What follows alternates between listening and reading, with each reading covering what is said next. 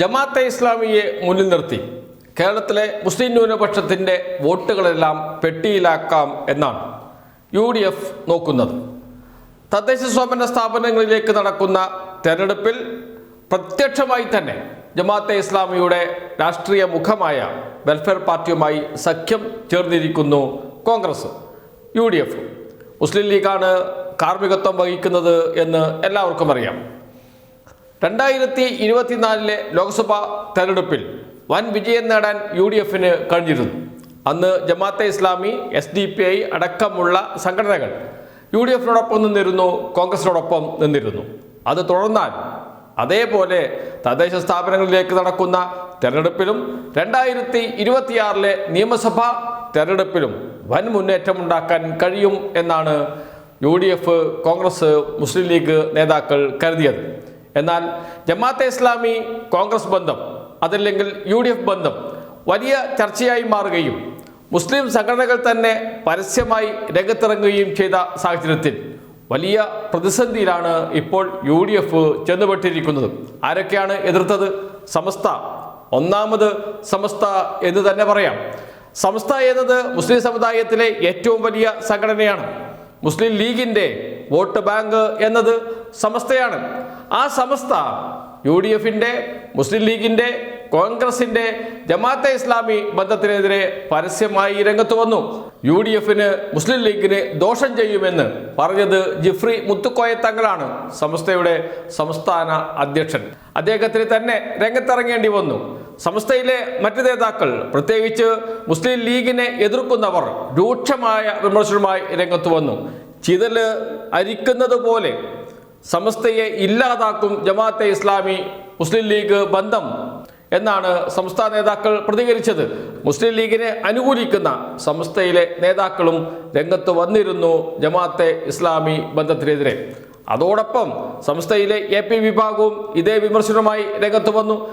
ജമാഅത്ത് council, ഇങ്ങനെ വിവിധ സംഘടനകൾ, മുസ്ലിം സമുദായത്തിലെ ജമാഅത്തെ ഇസ്ലാമി ഒഴികെയുള്ള എല്ലാ സംഘടനകളും, മുസ്ലിം ലീഗും UDFും കോൺഗ്രസും ജമാഅത്തെ ഇസ്ലാമിയെ ഒപ്പം കൂട്ടിയതിന് എതിരെ രംഗത്ത് വരികയും ചെയ്തിരുന്നു. അപ്പോഴാണ് മുസ്ലിം ലീഗിലെ ഒരു വിഭാഗം നേതാക്കൾക്ക് ഇത് അപകടമാണ് എന്ന് മനസ്സിലായത്. അങ്ങനെ ഇതാ പുതിയ പ്രസ്താവന വന്നിരിക്കുന്നു. മുസ്ലിം ലീഗിൻ്റെ തീപ്പൊരി നേതാവായ KM ഷാജിയുടേതാണ് പ്രസ്താവന ഇങ്ങനെയാണ്: ജമാഅത്തെ ഇസ്ലാമി UDF ബന്ധം തള്ളി മുസ്ലിം ലീഗ് നേതാവ് KM ഷാജി. തലക്കെട്ട് തന്നെ നോക്കൂ: ജമാഅത്തെ ഇസ്ലാമി UDF ബന്ധം തള്ളി മുസ്ലിം ലീഗ് നേതാവ് KM ഷാജി. ജമാഅത്തെ ഇസ്ലാമിയുടെ രാഷ്ട്രീയ പാർട്ടിയായ വെൽഫെയർ പാർട്ടിയുമായി ജില്ലാ തലത്തിൽ പോലും ഒന്നിച്ചു പോകാൻ സാധിക്കില്ലെന്ന് KM ഷാജി കോഴിക്കോട് പ്രതികരിച്ചു. ജില്ലാ തലത്തിൽ പോലും, പ്രാദേശികമായി പോലും ജമാഅത്തെ ഇസ്ലാമിയുമായി ഒരു ബന്ധവും മുസ്ലിം ലീഗിന് സാധ്യമല്ല എന്ന് പ്രഖ്യാപിച്ചത് KM ഷാജിയാണ്. പക്ഷെ അപ്പുറത്ത് പാണക്കാട് സാദിഖലി തങ്ങളുണ്ട്, PK കുഞ്ഞാലിക്കുട്ടിയുണ്ട്. പാണക്കാട് തങ്ങളുടെ വീട്ടിൽ വെച്ചാണ് UDFന്റെ, മുസ്ലിം ലീഗിൻ്റെ സ്ഥാനാർത്ഥി പട്ടിക പ്രഖ്യാപിച്ചത്. ആ പട്ടികയിൽ ജമാഅത്തെ ഇസ്ലാമിയുടെ രാഷ്ട്രീയ മുഖമായ വെൽഫെയർ പാർട്ടിയുടെ സ്ഥാനാർത്ഥിയുടെ പേരുണ്ട്. പ്രഖ്യാപിക്കുന്നത് പാണക്കാട് തങ്ങൾ കുടുംബത്തിൽ വെച്ച്. ആലോചിച്ച് നോക്കണം.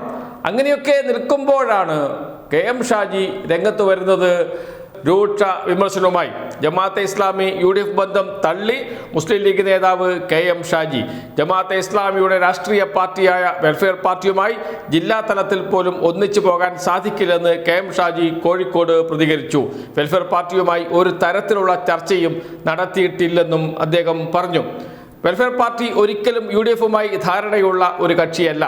പക്ഷേ ഈ തെരഞ്ഞെടുപ്പിൽ ഇടതുപക്ഷത്തിന് എതിരായ ജനവികാരമുണ്ട്. അതുപ്രകാരം വോട്ട് ചെയ്യുന്നവരെ UDF വിലക്കില്ല. ജമാഅത്തെ ഇസ്ലാമിയുടെ നിലപാടുകളുമായി അന്താരാഷ്ട്ര തലത്തിൽ ആശയപരമായ വിയോജിപ്പുണ്ട്. അത് തദ്ദേശ തെരഞ്ഞെടുപ്പുമായി ബന്ധപ്പെടുന്നതല്ല. അത്തരം ചർച്ചകളും നിലപാടുകളും മുസ്ലിം ലീഗിനില്ല. തെരഞ്ഞെടുപ്പ് കാലത്ത് ജമാഅത്തെ ഇസ്ലാമിയെ നന്നാക്കി പറയുന്ന പിണറായി വിജയൻ സ്വഭാവം തങ്ങൾക്കില്ലെന്നും KM ഷാജി പറഞ്ഞു.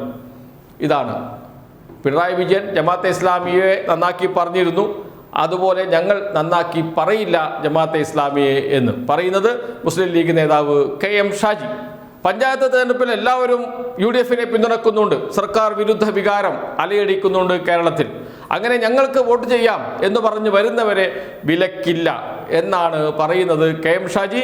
അതോടൊപ്പം തന്നെ ജമാഅത്തെ ഇസ്ലാമിയുമായി ഒരു തരത്തിലും സംസ്ഥാന തലത്തിൽ മാത്രമല്ല പ്രാദേശിക തലത്തിലും യോജിച്ചു പോകാൻ കഴിയില്ല എന്ന് വ്യക്തമാക്കുകയും ചെയ്യുന്നുണ്ട് KM ഷാജി.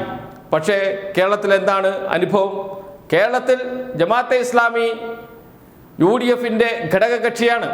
പറയുന്നത് ഞങ്ങളല്ല, വെൽഫെയർ പാർട്ടിയാണ് UDFിൻ്റെ ഘടകകക്ഷിയെ പോലെ പ്രവർത്തിക്കുന്നത് എന്ന് ആര് പറയുന്നു? ജമാഅത്തെ ഇസ്ലാമി നേതാക്കൾ പറയുന്നു. ജമാഅത്തെ ഇസ്ലാമി തന്നെയാണ് വെൽഫെയർ പാർട്ടി. ജമാഅത്തെ ഇസ്ലാമി ഒരു മതസംഘടനയാണ്. വെൽഫെയർ പാർട്ടി ആ മതസംഘടനയുടെ രാഷ്ട്രീയ രൂപമാണ്. എങ്ങനെയാണോ RSS, എങ്ങനെയാണോ BJP, RSSും BJPയും തമ്മിലുള്ള ബന്ധം എങ്ങനെയാണോ അതുതന്നെയാണ് ജമാഅത്തെ ഇസ്ലാമിയും വെൽഫെയർ പാർട്ടിയും തമ്മിലുള്ള ബന്ധം. ആ പാർട്ടിയുമായാണ് UDF ബന്ധമുണ്ടാക്കിയിരിക്കുന്നത്. എന്ന് വെച്ചാൽ ഫലത്തിൽ ജമാഅത്തെ ഇസ്ലാമിയുമായിട്ടാണ് ബന്ധം. ജമാഅത്തെ ഇസ്ലാമിയാണ് എല്ലാ കാര്യങ്ങളും നിയന്ത്രിക്കുന്നത്. ആശയപരമായും പ്രവർത്തനങ്ങളിലും സജീവമായി ജമാഅത്തെ ഇസ്ലാമിയാണുള്ളത്. അതുകൊണ്ട് തന്നെ ബന്ധമില്ല എന്ന് പറഞ്ഞ് ജനങ്ങളെ പറ്റിക്കാൻ നോക്കേണ്ട KM ഷാജി. ബന്ധം എന്നത് യാഥാർത്ഥ്യമാണ്. പ്രതിപക്ഷ നേതാവ് VD സതീശനും KPCC പ്രസിഡന്റ് സണ്ണി ജോസഫും പരസ്യമായി അക്കാര്യം നേരത്തെ പറഞ്ഞിരുന്നു. എന്നാൽ വിമർശനം ഒന്ന് കടുത്തപ്പോൾ VD സതീശൻ ഒന്ന് പുറകോട്ട് വന്നിട്ടുണ്ട്. അദ്ദേഹം പറയുന്നത് ഞങ്ങൾക്ക് ജമാഅത്തെ ഇസ്ലാമിയുമായി ബന്ധമില്ല, ഞങ്ങൾക്ക് ബന്ധമുള്ളത് വെൽഫെയർ പാർട്ടിയുമായിട്ടാണ് എന്നാണ്. ഇത് രണ്ടും ഒന്നാണ് എന്ന് മറച്ചു പിടിക്കാൻ ശ്രമമാണ് ഇപ്പോൾ VD സതീശൻ നടത്തുന്നത്. ഉരുണ്ട് കളിയാണ് നടക്കുന്നത്. ഒരു സംശയം വേണ്ട, ജമാഅത്തെ ഇസ്ലാമിയുമായുള്ള ബന്ധം UDFിന് വലിയ തിരിച്ചടിയാകും. അത് തദ്ദേശ തെരഞ്ഞെടുപ്പിൽ വ്യക്തമായും കാണാൻ കഴിയും. വോട്ടെടുപ്പിൽ അക്കാര്യം പ്രതിഫലിക്കും എന്ന് തന്നെയാണ് LDF നേതാക്കൾ പ്രതീക്ഷിക്കുന്നത്. UDF നേതാക്കൾ അത് ഭയക്കുന്നുമുണ്ട്.